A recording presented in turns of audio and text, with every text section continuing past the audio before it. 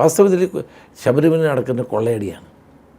ഈ കൊള്ളയടി നിർത്തേണ്ടത് ഏറ്റവും അത്യാവശ്യമായൊരു കാര്യമാണ്. പിന്നെ അയ്യപ്പനോട് കളിച്ചാൽ വിവരം അറിയും. അവിടുന്ന് മുതൽ കട്ടാൽ കക്കുന്നവന് അതിൻ്റെ പരിഹാരമുണ്ടാകും, അതിൻ്റെ ശിക്ഷ കിട്ടുമെന്ന് പൂർണ്ണമായി വിശ്വസിക്കുന്ന ഒരാളാണ് ഞാൻ. ഈ 10 വർഷത്തിനിടയിൽ ഭരിക്കുന്ന ഇടതുപക്ഷമാണ്. അവിശ്വാസികളായ ആളുകൾ അമ്പലം ഭരിച്ചാലുള്ള സ്ഥിതി അല്ലെങ്കിൽ ദേവസ്വം ഭരിച്ചാലുള്ള സ്ഥിതി എന്താണെന്ന് ഇപ്പോൾ തെളിഞ്ഞിരിക്കുന്നു.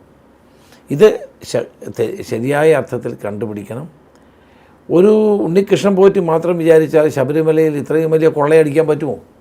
ഇപ്പോൾ ദേവസ്വം ബോർഡ് പ്രസിഡൻറ്റിൻ്റെ മകനാണ് രുദ്രാക്ഷവും യോഗദണ്ഡും അറ്റകുറ്റപ്പണി നടത്തിയെന്ന് അദ്ദേഹം തന്നെ പറയുന്നു. ഇതൊക്കെ കേട്ടുകേൾവിയില്ലാത്ത കാര്യമല്ലേ, ചെയ്യാൻ പാടില്ലാത്ത കാര്യമല്ലേ? ഇപ്പോൾ ക്ഷേത്രങ്ങളിൽ നിന്നുള്ള സ്വർണത്തിൻ്റെ ഇപ്പോൾ ഏറ്റവും കൂടുതൽ സ്വർണ്ണമുള്ള ക്ഷേത്രം ഗുരുവായൂരപ്പനാണ് അല്ലേ, ഗുരുവായൂരാണ്.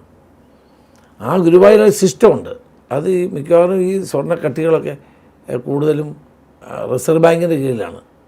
റിസർവ് ബാങ്കിൻ്റെ കീഴിലാണ്. PNC മേനോൻ എന്ന് പറയാം, ഞാൻ പത്രത്തിൽ വായിച്ചതാണ്, എന്ന വ്യക്തിയാണ് ഏറ്റവും കൂടുതൽ സ്വർണം റിസർവ് ബാങ്കിൽ നിന്ന് ആ സ്വർണം കൊണ്ടുവന്ന് ഭഗവാന് സമർപ്പിച്ചു. അത് റിസർവ് ബാങ്കിൽ തന്നെ സൂക്ഷിക്കുകയാണ്. അതിനെന്താ 1% കൊണ്ട് പലിശ കിട്ടുമെന്ന് തോന്നുന്നു.